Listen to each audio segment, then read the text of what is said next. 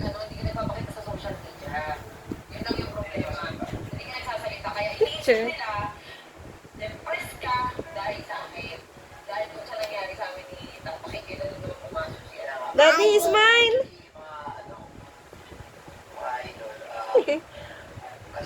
Uy, nakapis. Hi guys! Buyers! Ay, hindi pa buyers. Tapos, babay na. Babay na. Tapos, Pagtapos na tsaka magsabi ng buyers. dede ako. Tudok na. Tulog na. O, say buyers na. Tapos, may. Magsabi na ng buyers.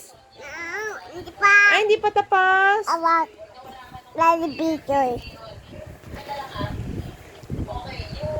Buyers.